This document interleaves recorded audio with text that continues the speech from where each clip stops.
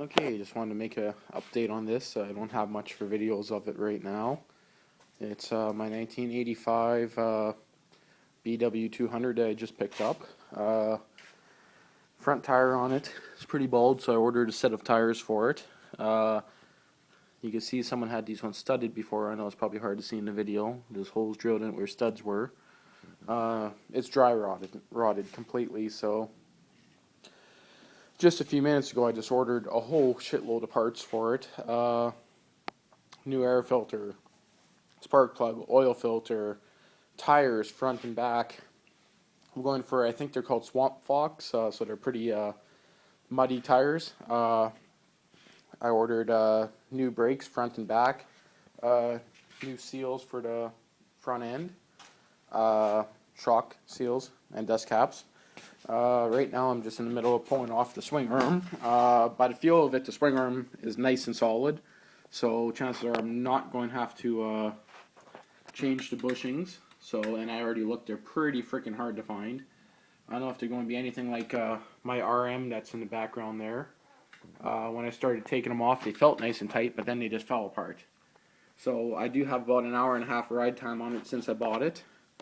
So I'm still deciding if I want to just stick with that or if I just want to leave them.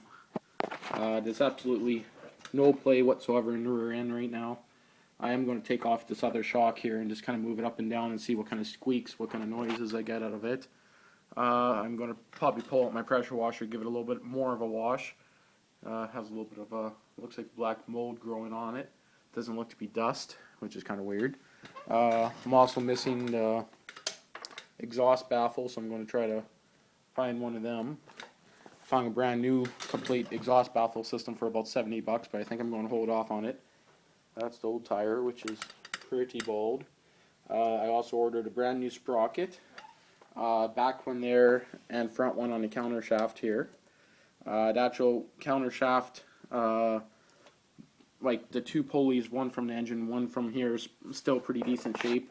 The chain is kind of borderline, so it's a little bit worn, but it's not too bad. Does anyone know if there's meant to be any kind of tensioner systems on it? There's a few spots where I could see where bolts were on the bottom, but by looking at the parts online, different parts diagrams, doesn't look like it ever used a chain tensioner system. If that's the case, this chain was either placed on here by someone, just replaced, or it's just a completely wrong chain, because it had about 1.5 inches or so of play in this chain. So, and of course that can't be very good. What else did I order? I ordered a brand new air filter. That one's just completely rotten. And just a few other things. That's the other front sprocket there.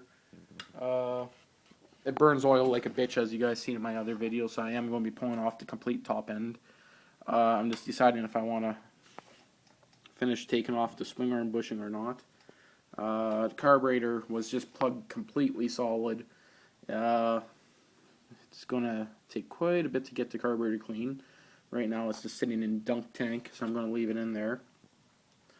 I'm going to pull off the skid plate, check out the bottom of the casing, make sure there's no cracks in it. If it looks to be in good shape, not leaking, I'm thinking I'll probably just leave the bottom end apart. Together. I won't be taking it apart. I know I do need a new stator cover gasket because it is leaking on the bottom. Same with where the Kickstarter goes in, so needs a few seals. Lots of wires unhooked, which I'm sure is just to do with the headlight, so because it's disconnected, and the tail light, which is non-existent. So I just ordered a whole pile of parts, and I'm going to be going through it. The idea of putting this thing together is just to kind of make it like a little hunting buggy kind of bike. And it'd also probably be pretty fun in the winter, I'm guessing. The exhaust system itself looks to have, as far as I can see so far, no holes in it. The frame seems to be in decent shape. Right here. There was a little bend on one of the lips here somewhere. I think right there. Yeah, that's just where the flag, I guess, would mount or whatever. I guess if you put a flag on this thing. Unless it's meant to be on an angle like that, kind of doubt it. So it is kind of bent the wrong way for someone to flip it, so it's kind of hard to say. So I just got to go through this. I'm going to pull off the entire clutch, take a look at it. Looks to me like the Sprocket seal is leaking a little tiny bit here, but it wasn't very bad when I pulled everything apart. Kind of see a little bit of wetness underneath it there. So the chances are I'll be cleaning that up. Try to focus on it. So I'll be taking that seal out, changing it. I guess that's where your stator wiring goes through right there. It's kind of a weird ass design. Oh yeah, it just goes through here, and neutral safety wire, I guess, along the back or something. Also the crankcase vent holes, which is right there, was plug solid, so that actually could be causing blow by, like high pressures in the crankcase, which was blowing it up through the top end. Hard to say. What else can I say about this thing? That's pretty much it until I get into it. Let me just see here. Oh, the vent hoses on the side of the carb were actually melted shut. So the way I think of it, if the carb can't get air in and out, it'd just be flooding the crap out of it every time you hit a bump. Or, hard to say really, I guess with that. By looking at the condition of some of the bolts actually holding the center cases together, I know it's kind of hard to see in the background there. Looks to me like the actual center casing has never been apart. The top end looks like it hasn't been apart. All the bolts look to be minty, not touched.